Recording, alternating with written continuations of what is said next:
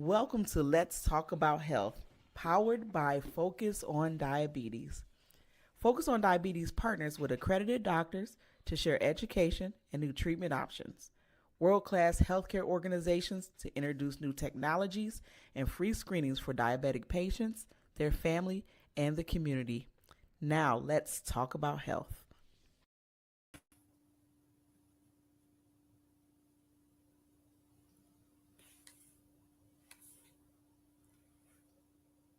Hello, everyone. Welcome back to Let's Talk About Health.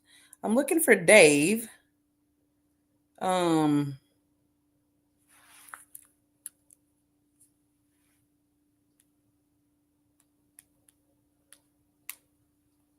so who we have on tonight will be Dave Knapp. He should pop in here pretty soon.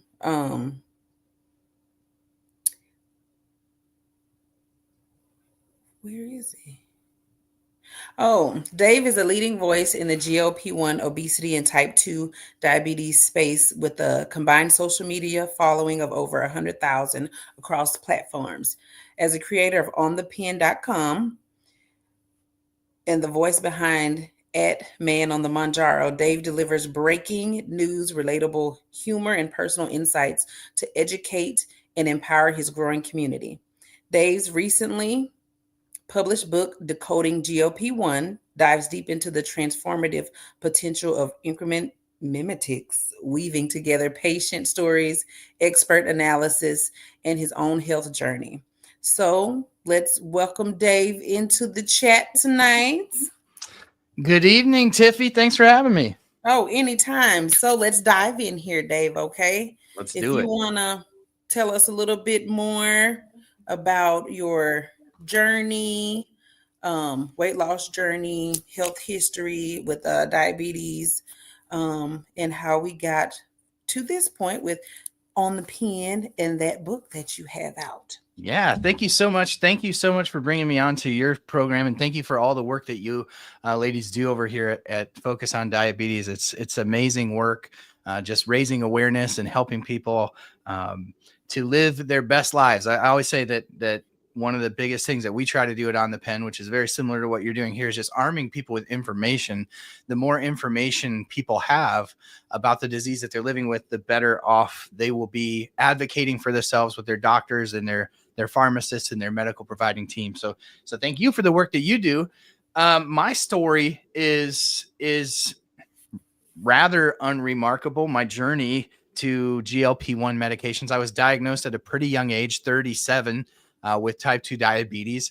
So this was back in 2022 that I received a type 2 diagnosis in the fall, after just basically experiencing a year of what I thought was long COVID, feeling just very tired and very worn out all the time.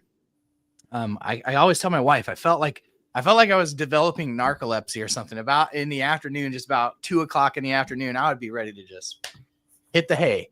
And I was like, something's not right. And thankfully I have a good wife who pokes and prods me to go get stuff taken care of, because I'd have just gone on that way. And I think a lot of men are that way. We're just idiots sometimes. You just don't listen.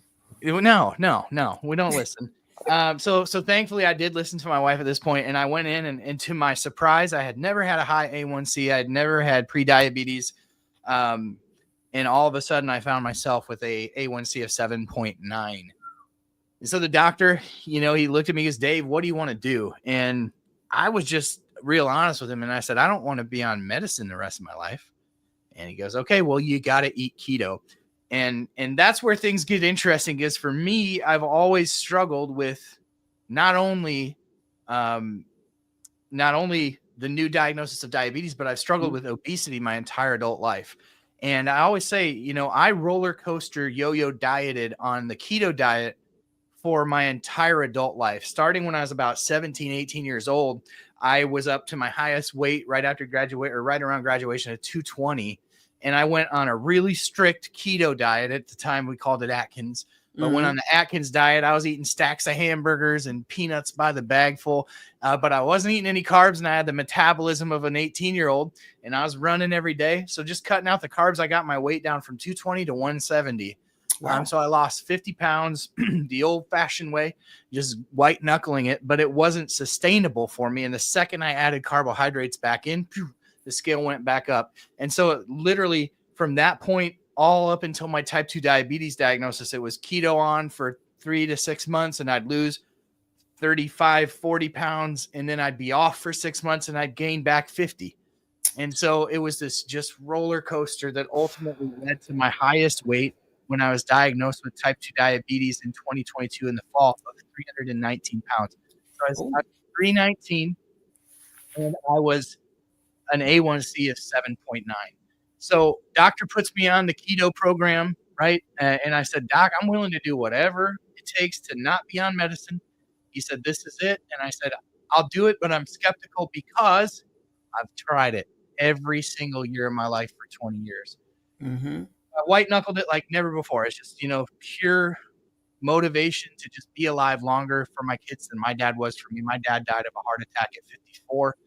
I'm just looking to be alive for my kids longer than my dad was around for me. And so I white knuckled it for a full year, got my A1C down into the fives from 7.9 to in the fives. But my weight only went from 319 to 312. And that's where the metabolic disease of obesity comes into play, because when you're severely insulin resistant, like even after a year on keto, my insulin levels were still off the charts. Mm-hmm. At that time, my doctor was like, most of the people that go through this program, except for just a very small handful of people, respond this way to keto. You're probably a candidate for bariatric surgery. And at 38 years old, I'm like, I'm not really feeling having my insides rearranged. I feel like I'm too young for that.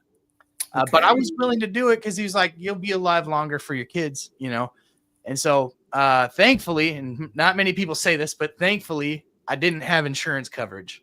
So insurance didn't cover bariatric surgery, but he said, there's this new class of medicines that's actually accomplishing hormonally what we've found that bariatric surgery accomplishes.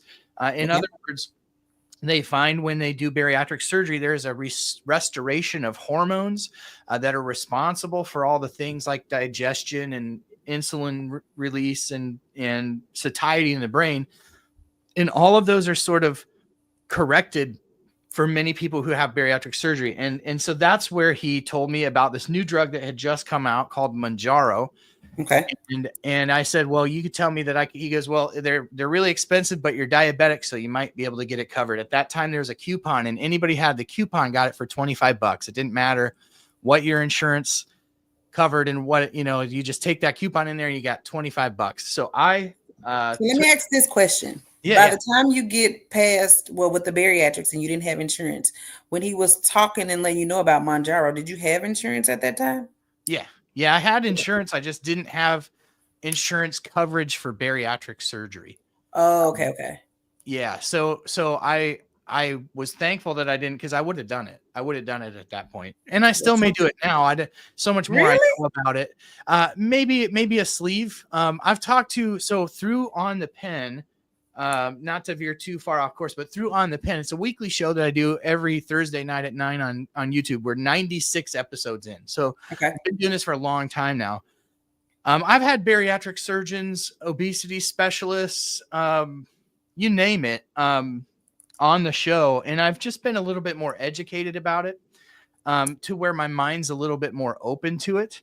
I have not responded. So to kind of backtrack to my story, I get on the medicine and I go home and I want to learn about it. I don't want to put anything into my body that I don't understand or know about. So I went to the internet and I found a lot of YouTube videos of people who had lost a tremendous amount of weight on Ozempic, which was like the precursor to Mounjaro. Mm-hmm. And I found a little bit about people who were losing even more weight with Mounjaro, but it had only been out for about 6 months at that point. And I just thought, I'm going to learn everything I can about these medications and I'm going to make videos about them, because somebody else is going to come behind me and they're going to want to know the same stuff that I'm researching and learning. So I went into the JAMA articles and the PubMed articles and all of the studies that were being published for the active ingredient in Mounjaro, which is called tirzepatide. And I just started making videos about it. And so one thing kind of led to another, to the development of On the Pen. And that's where I've done this show every week in this podcast and got to meet a lot of super, super smart people, a lot smarter than me, who have helped to educate me not only on the topic of GLP-1 medications, which is kind of what everybody refers to all these medicines as, but about bariatric surgery and just the disease of obesity and diabetes. So I've just learned a ton, and I've just tried to give back that information to the community of people living with these diseases. Which is amazing. So one thing that you did mention that I don't think is quite out there a lot is your insulin level. Right. And I don't think too many people really talk about the insulin level a lot. They just think, okay, I'm diabetic. My A1C is this. Like, what's next after that? So can you explain a little bit of that? Yeah. To kind of give a little insight when it comes to the insulin level. Yeah. So diabetes is really a disease of insulin resistance. It's basically the hormone that your body makes that jams all the energy into your cells. Okay. And when there's an overabundance of energy, you need more insulin, and the cells just kind of become resistant to that insulin. And so the energy has a hard time packing into the cells. So it builds up in the blood, and that's how you get high blood sugars. And that's why we measure A1C, your 3-month average, to determine whether somebody's diabetic. So really your body is just fighting a disease of insulin resistance.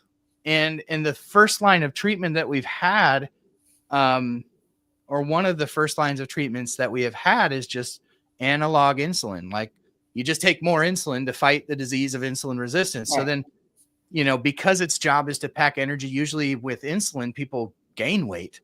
And so to your point, when you talk about levels of insulin, I always say, we measured diabetes by an A1C. And so your A1C starts to creep up.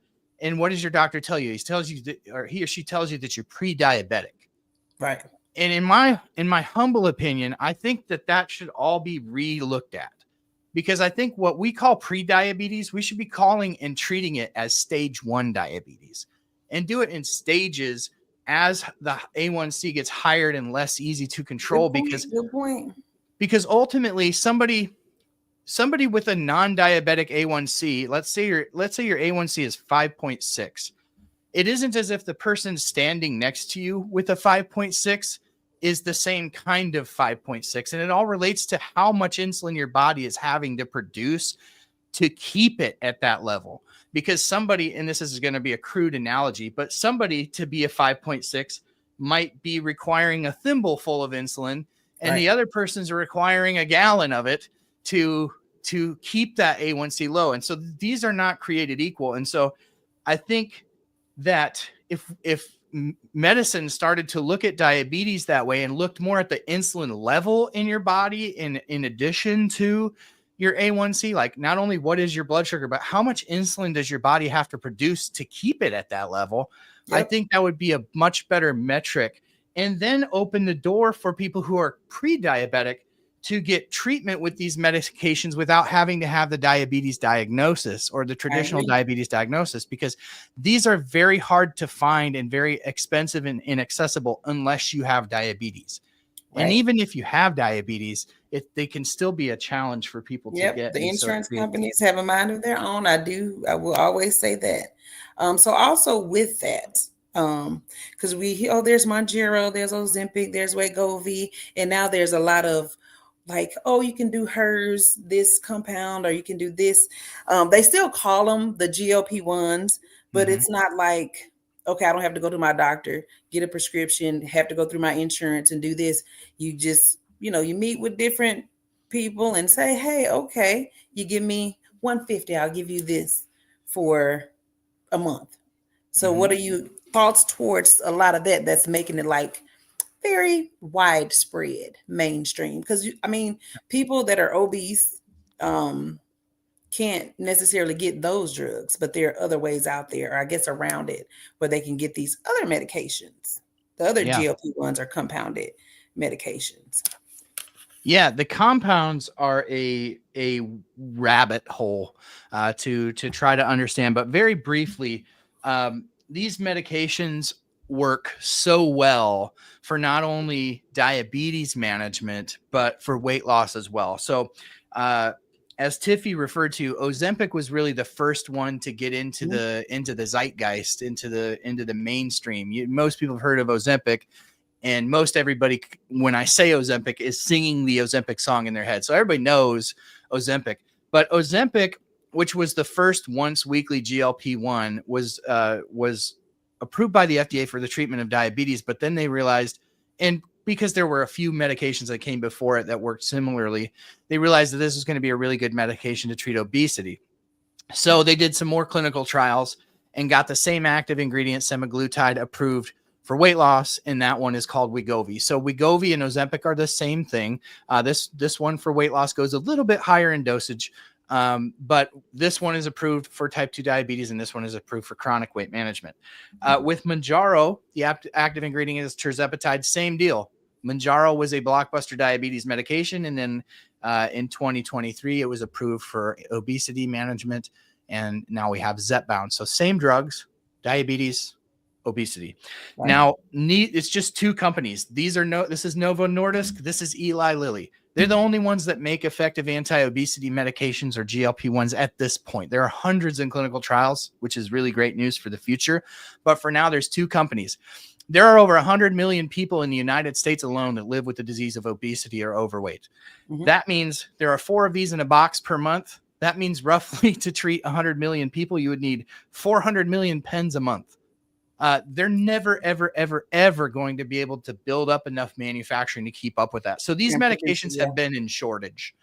And when a medication is in shortage, it's essentially, there's a law on the books that designates a certain type of pharmacy. It's called 503B pharmacies. And 503B pharmacies are out there to make basically, some people call them bootleg, or some people call them, like copycat. But basically what the law says is when these are in shortage, then 503B pharmacies can mass produce essentially copies of the medication. Okay. And so that's where the compound versions that you see from like Hims, Hers, there are many of them. Now there are literally like too many to count. I actually am a community advisor for a company called Row, and many people have also heard of Row. Row is also a company that is a telehealth company that provides these kinds of things.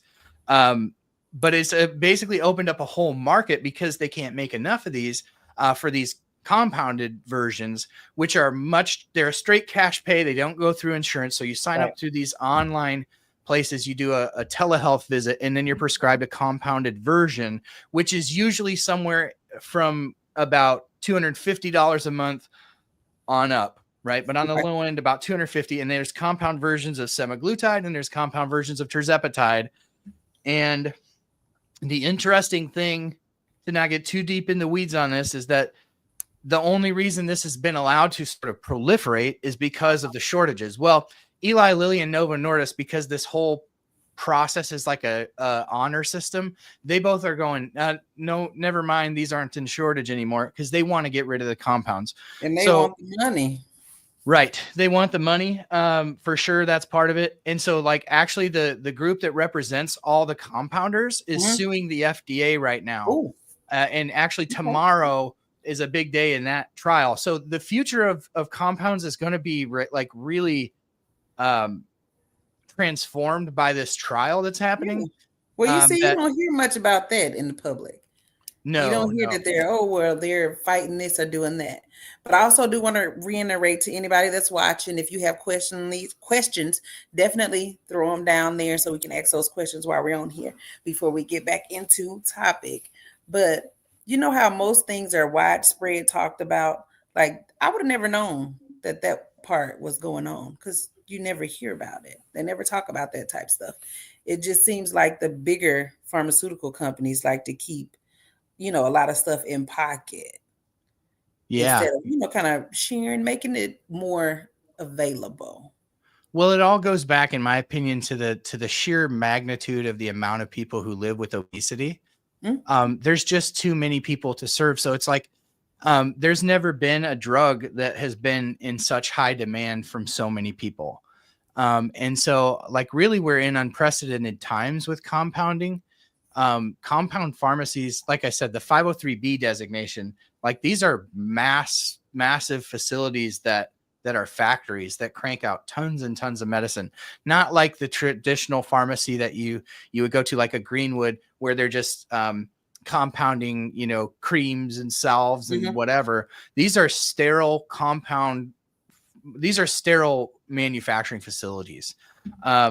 So after the shortage ends, they're really going to rely on smaller compounding, more traditional compounding, where they'll have like non-commercially available doses and, like tirzepatide or semaglutide plus like B12 or something that's not commercially available.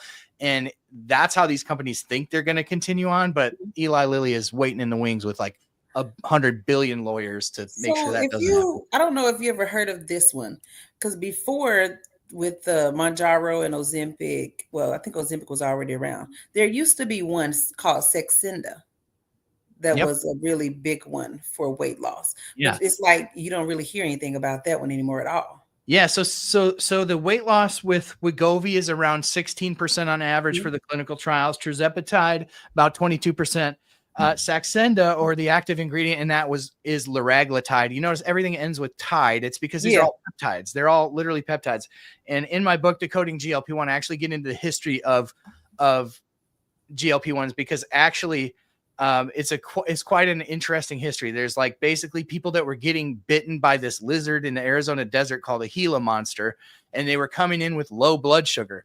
And so some doctor goes, is there something in the venom of this thing that we could like isolate and give to diabetics?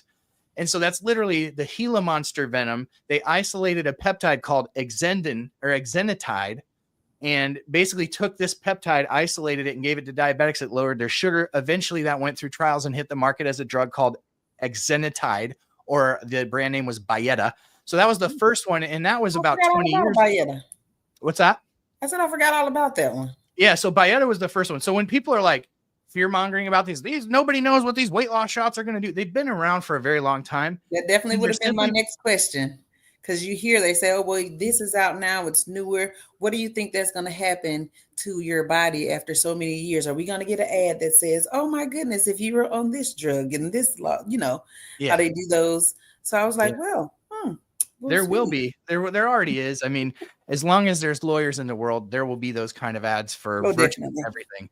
I saw one ad the other day from one of the companies that's running one of the GLP-1 lawsuits, and their ad was like, "Has your kid gotten overweight from eating sugary foods?" It's like, as long as there's lawyers, there'll be lawsuits. But the one thing I want to say real quick about liraglutide, that is a once a day GLP-1, gets about 9% weight loss. And the great news about that one is that as of December, there are 2 companies approved to make generics of that. So liraglutide, when we talk about accessibility, will be available at a cash pay price of about $200. So like that would be a good entry point for people who can't afford the newer ones. Okay. And we got a question here. So you think it's best to start introducing medicine in your system when your A1C is like 5.6 instead of diet control? What's your body become tolerant to the dose, and you'll have to increase it. First line of defense is always your diet and exercise. To me personally, what are your thoughts on that? Yeah. So the first thing I want to say, because I don't think I said this at the outset, is I'm not a doctor. And so I don't provide medical advice or anything, but I think, anecdotally, I've interviewed a lot of obesity physicians and obesity experts. Lifestyle modifications are always the first line of defense. If you think about it as like, you're like Batman always had, 100 things in his tool belt to climb the side of a building or whatever, your health tool chest is going to include as a first line of defense, lifestyle interventions. And that's an increase in activity. That is a decrease in food, but there's study after study after study shows people living with obesity, don't long-term see a lot of success with lifestyle modifications. And this is related to a lot of different things. A lot of it's hormonal, right? These are called incretin mimetics. Incretins is the hormones that your body releases in response to taking in food, right? And so mimetic just means they mimic. So there's just mimicking hormones that your body already makes. But if you live with the disease of obesity or diabetes, study after study shows that these hormones are dysregulated. And so it's the hormonal dysregulation that leads to the lifestyle interventions not, having a great track record of long-term success. I mean, anybody living with obesity, like I've lost 500 pounds in my lifetime. It's that I've just put those weights that weight back on, back off, back on, back off. It's the yo-yo, it's the roller coaster. So lifestyle modifications are the first line of defense. Medications are just another tool in the war chest of trying to defeat obesity. At some point, well, before, after keto, and when you found out about your diagnosis of diabetes, because a lot of times they'll be like, okay, we'll start you on this. We'll try metformin, or we'll try this oral one. Did that ever come up at any point, or just kind of like?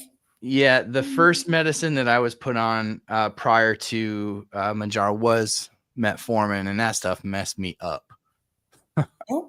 Oh man, metformin messed me up. I could tell stories, but yeah, I won't. So any issues, because some people complain or not complain, well, they'll say they have these side effects. Well, my stomach, I'm having either constipation or like feeling like some acid reflux, more GI type symptoms. Did you ever experience any of those type things at all? Not too bad. I had some acid reflux, nothing that some Tums couldn't help. And if I maybe ate too fast and wasn't paying attention to my hunger cues, because I say, it's wild, but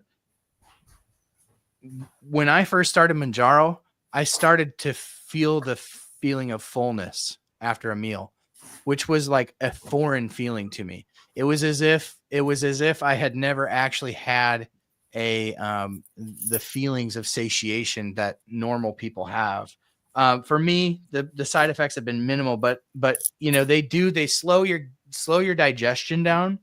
So there's all sorts of things that are going to be impacted by that, right? You're not going to have the same bathroom habits as you did before, because you're eating less, more than likely, because that's ultimately how the weight loss happens, is a reduction of energy intake.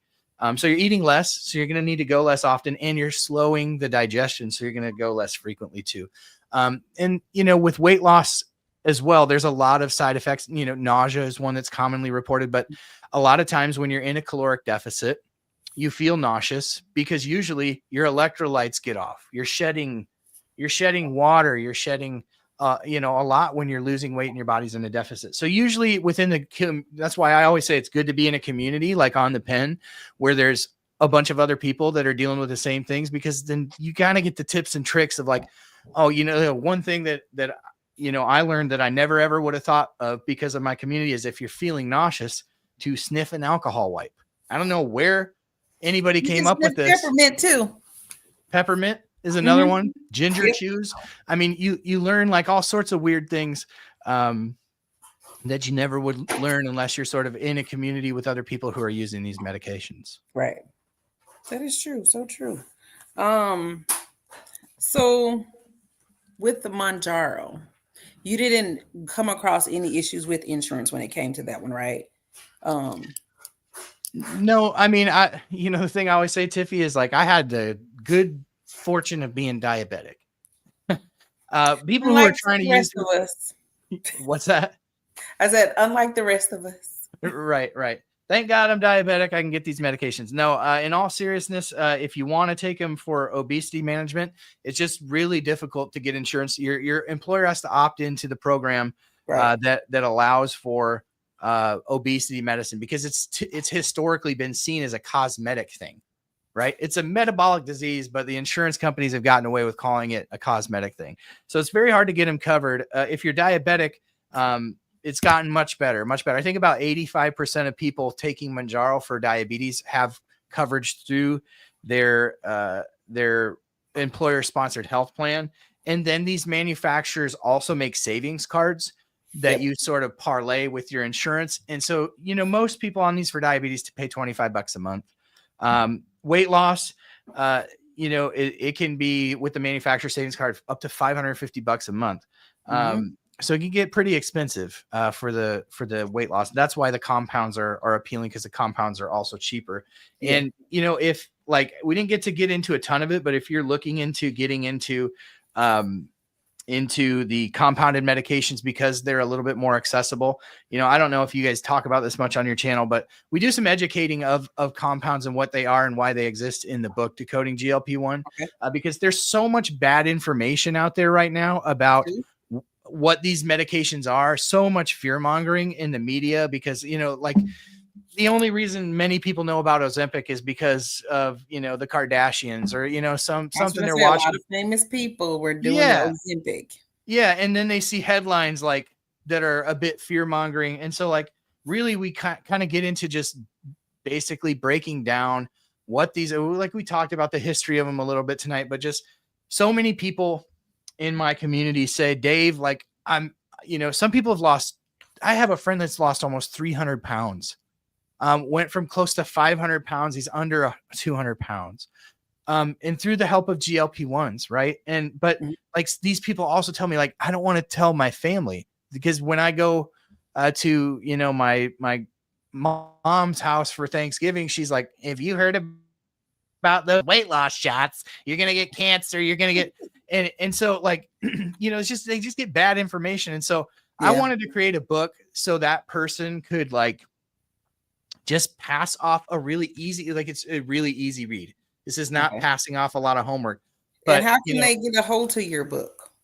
glpbook.com is the website you can type into your browser. You can just look up On the Pen or Decoding GLP-1 on Amazon. But if you type in glpbook.com, it'll take you there too.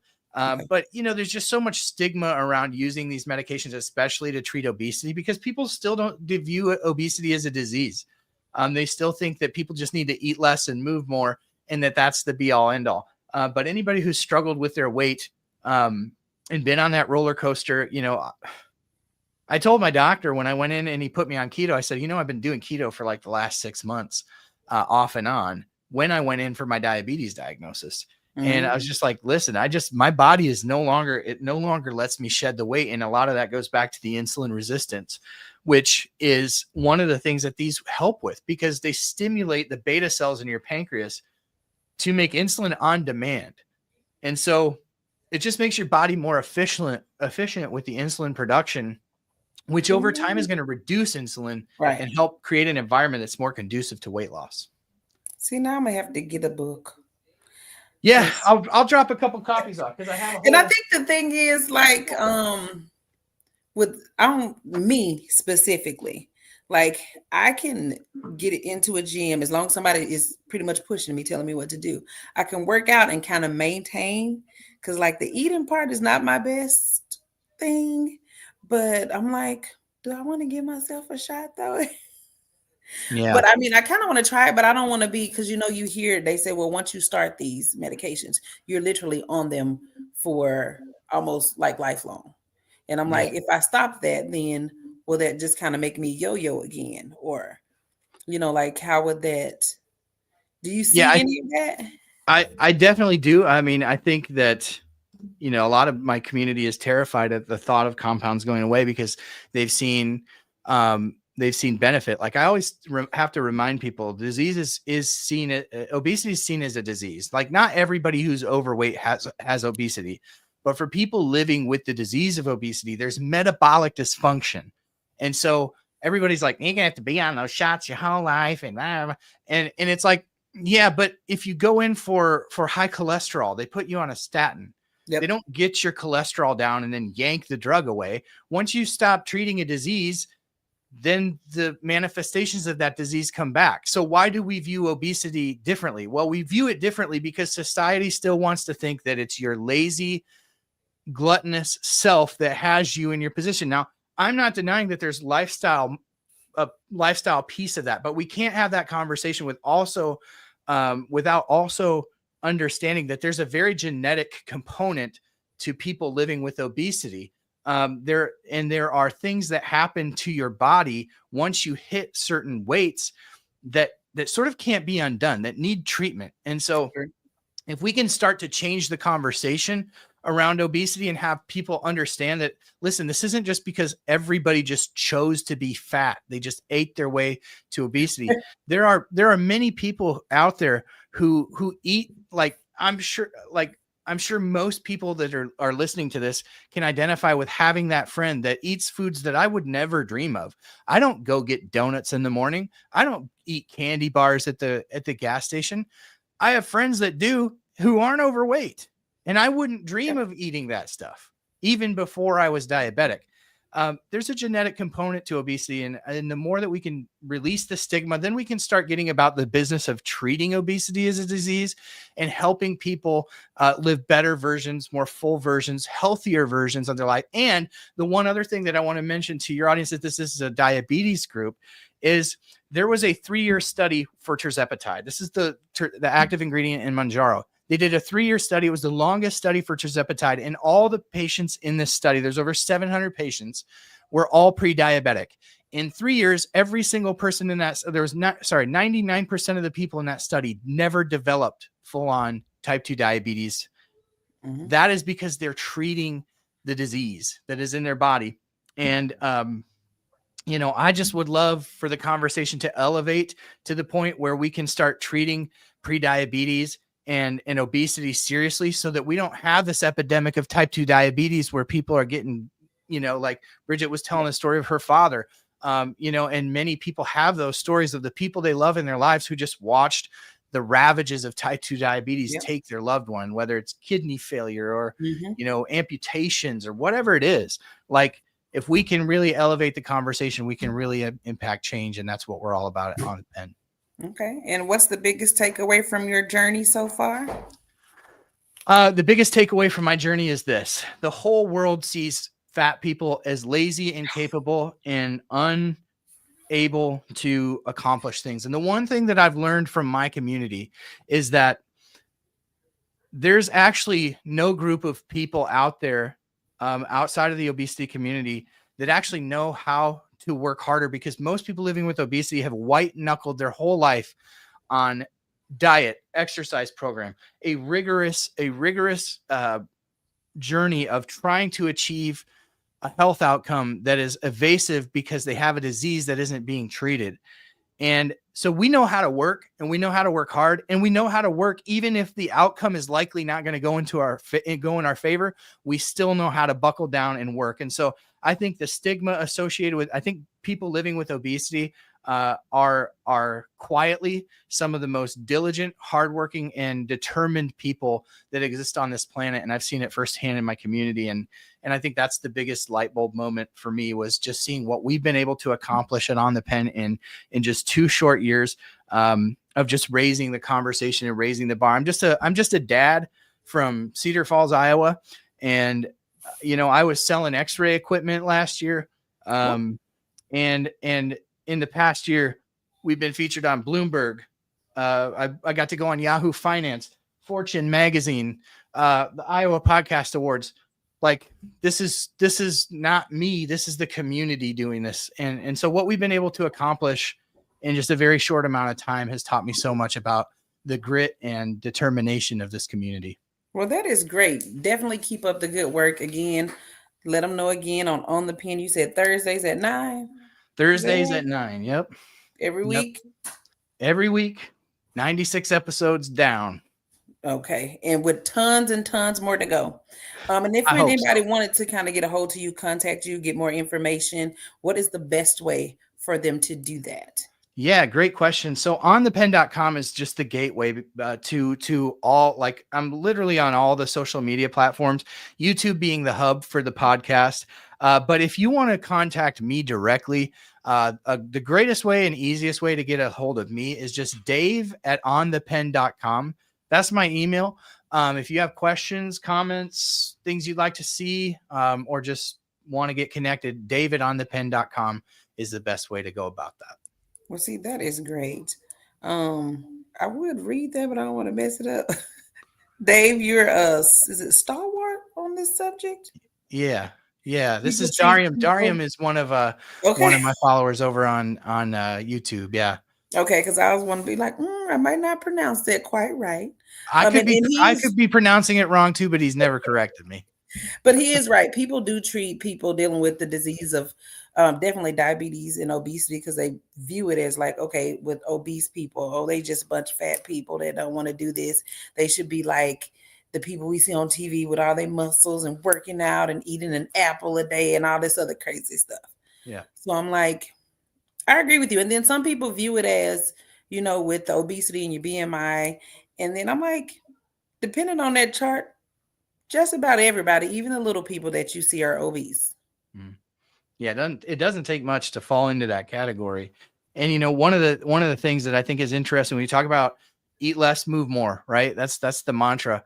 But one of the things that that I would leave people with is a little interesting piece of information that it's never actually been proven that exercise is a viable option for weight loss, because what happens with exercise is you exert yourself. If you're living with obesity, there are hormones that are released that that basically drive people to eat more. There's so many, like lots and lots of, I don't know if it's maybe hundreds of hormones that are associated with satiety and hunger. And the most common ones are leptin and ghrelin. But basically, these hormones change when you live with obesity. Like there are, you know, biological changes that take place in your body that have to be treated. Yeah. But you work out and you eat those calories back because the hormones start driving up your hunger because your body wants to hold on to that weight. And so it's just more nuanced than people want to make it. And there's also a social currency that exists in not being fat, because there's always been this stigma around obesity, that it is a moral failing, that people just lack willpower. And while there could be shades of, like, you don't want to paint with broad brushes, there's enough YouTube videos out there about people sitting around smashing like 80 burgers for funsies. Sure. To know that, like, there's a lifestyle element to it, but there's also a biological element to it. And I think the more that both sides can kind of meet in the middle and understand that it's nuanced, then we can start having productive conversations about how to get people healthy again in this country. I agree. We're kind of going to wrap some of it up. Any other questions out there, and any last words that you can give out to everybody that's listening, that will be listening, and that will be rewatching? For on my side, or are you asking the audience? On the audience, and on both our sides. Yeah, you know, I could just rant and rave on this stuff all night, but you know, I hope anytime I put a piece of content out there, or like the book, my hope is that just one more person seeks treatment, because I've just seen the power, the transformative power of what, not just GLP-1s, because I don't want to be just myopically focused on the medicine. It could be surgery. It could be nutritional coaching. It could be GLP-1 medications. It could fill in the blank. But the more tools that people start adding in, and the more, community people get around them, the more successful they're going to be at getting to the point where they're just living a healthier version of themselves. And so every piece of content that I put out is really driven to just help people just live better lives, live longer, live better. Yep. Be around for the people that love you. They're counting on you. Yep. Facts. Thank you everyone for tuning in. Dave, thank you so much for being a part on Let's Talk About Health. Definitely a great conversation. I'm pretty sure we'll have plenty more to come when it comes to this as well. And if you do think about bariatric surgery, kind of let us know about how that goes in that process too. I definitely will. Thank you for having me, Tiffy and Bridget. And I just really appreciate all the work that y'all doing over here at Focus on Diabetes. Well, thank you so much. Have a great